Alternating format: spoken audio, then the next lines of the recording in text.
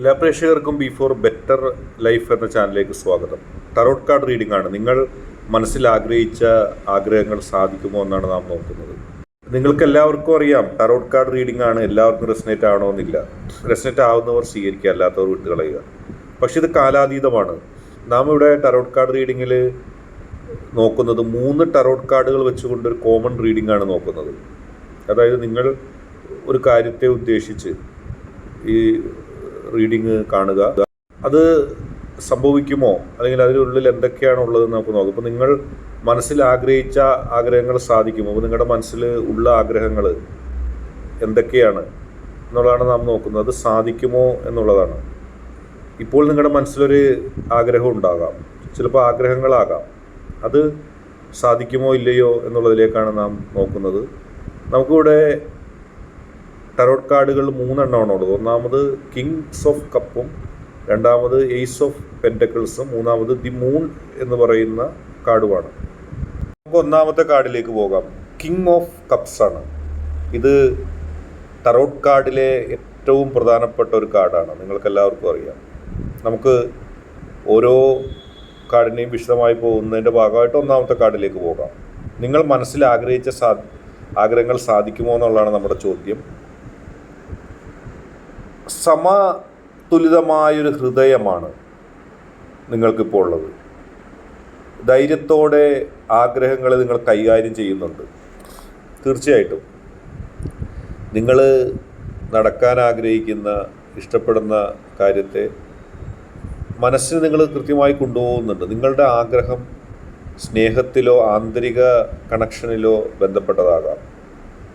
അതായത് നിങ്ങളുടെ ആഗ്രഹം എന്ന് പറയുന്നത് ഒരു വ്യക്തിയുടെ സ്നേഹവുമായി ബന്ധപ്പെട്ടതാകാം, ആ വ്യക്തിയുമായിട്ടുള്ളൊരു ആന്തരിക കണക്ഷനുമായിട്ട് അതിന് ബന്ധമുണ്ടാകാം. നിങ്ങൾ വളരെ ഗൗരവമായിട്ടാണ് ഈ ആഗ്രഹത്തെ ആഗ്രഹിക്കുന്നത്, ചെറുതായിട്ടല്ല. നിങ്ങളുടെ മനസ്സിൽ ആഴത്തിൽ ഈ ആഗ്രഹത്തെക്കുറിച്ചുള്ള കാര്യങ്ങൾ കടന്നു പോയിട്ടുണ്ട്.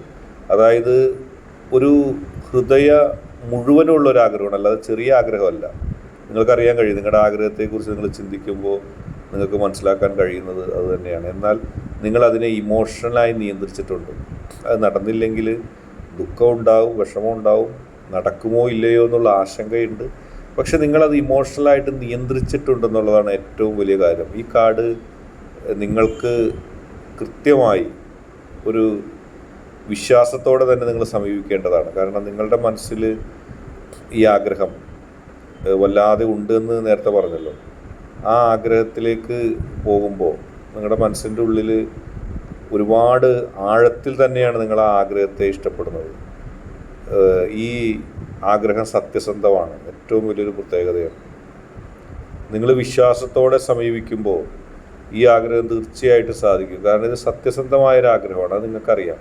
നിങ്ങൾ ആരെയും ഈ ആഗ്രഹവുമായി ബന്ധപ്പെട്ട് ആക്രമിക്കാനോ ആരെയും എന്തെങ്കിലും തട്ടിയെടുക്കാൻ ആഗ്രഹിക്കുന്നില്ല. ഇത് ഉടൻ സാധിക്കും എന്നുള്ളതാണ് അതിൻ്റെ ഏറ്റവും വലിയ പ്രത്യേകത. അതിനുവേണ്ടിയുള്ള സാഹചര്യങ്ങളുടെ വളർച്ചയുണ്ടാകുന്നു, സാഹചര്യങ്ങൾ അതനുസരിച്ച് മാറുന്നു. എങ്കിലും അതിൻ്റെ വഴി നിങ്ങൾ സമത്വത്തോടെ കൈകാര്യം ചെയ്യണം. അത് മാത്രമേ നിങ്ങളോട് പറയാനുള്ളൂ. ഇത് വിജയിക്കും, നിങ്ങൾക്ക് ജീവിതത്തിൽ വിജയം ഉണ്ടാവും. ആ വിജയത്തിലേക്ക് നിങ്ങൾ അടുത്തെത്തും എന്നുള്ളതും ഒരു സംശയമില്ല. രണ്ടാമത്തെ കാർഡിലേക്ക് പോവാം. എയ്സ് ഓഫ് പെൻറ്റക്കിൾസ് ആണ്. ഈ കാർഡ് സാധാരണ ഒരു പുതിയ തുടക്കത്തെയാണ് സൂചിപ്പിക്കുന്നത്. നിങ്ങൾക്ക് പലർക്കും അറിയാൻ കഴിയും, എയ്സ് ഓഫ് പെൻറ്റക്കിൾസ് എന്ന് പറഞ്ഞ കാർഡ് പുതിയൊരു തുടക്കത്തെയാണ് സൂചിപ്പിക്കുന്നത്. ഭൗതികമായ ജീവിതത്തെ സൂചിപ്പിക്കുന്നുണ്ട്. സാമ്പത്തിക അഭിവൃദ്ധി വരുന്നുണ്ട്. അതായത് സാമ്പത്തികമായി നിങ്ങൾക്കൊരു അഭിവൃദ്ധി ഉണ്ടാകാൻ പോകുന്നു. നിങ്ങളുടെ ആഗ്രഹത്തിന് ഭൗതിക സ്വഭാവമുണ്ട്. അതായത് ഈ ലോകത്ത് നിങ്ങൾ നേടേണ്ട ജോലിയാകാം, അല്ലെങ്കിൽ ഏതെങ്കിലും ഒരു അധികാരമാകാം, പണമാകാം, മറ്റെന്തെങ്കിലും വാങ്ങിക്കാനാകാം. അതുമായിട്ട് ബന്ധമുണ്ട് നിങ്ങളുടെ ആഗ്രഹത്തിന്. തീർച്ചയായിട്ടും ഭൗതികതയിൽ അധിഷ്ഠിതമായൊരാഗ്രഹമാണ്. തീർച്ചയായിട്ടും അത് ഇവിടെ വ്യക്തവുമാണ്. ഏതായാലും ഇവിടെ ജോലി ആകാൻ സാധ്യതയുണ്ട്.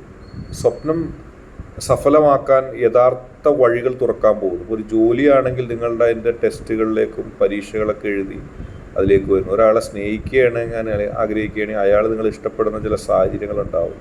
ഒരു അധികാരം നിങ്ങൾക്ക് കിട്ടുകയാണെങ്കിൽ ആ അധികാരത്തിലേക്ക് നിങ്ങൾ പതുക്കെ പതുക്കെ വരുന്നു എന്നുള്ള കാര്യവും അതിലുണ്ട്. അപ്പോൾ ചുരുക്കി പറഞ്ഞാൽ അത്തരം കാര്യങ്ങൾ അതിലേക്ക് കൃത്യമായിട്ട് വരുന്നു എന്നുള്ളതാണ്.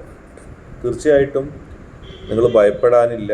സ്വപ്നം സഫലമാകാൻ വഴികൾ തുറക്കാൻ പോകുന്നു. ഇത് അന്ധവിശ്വാസമല്ല. നേരിട്ട് പ്രവർത്തിച്ചാൽ അതിനുള്ള ഫലം ലഭിക്കും എന്നുള്ളതിൻ്റെ ഒരു ഫലമാണ്. നിങ്ങൾ അധ്വാനിച്ചിട്ടുണ്ട്.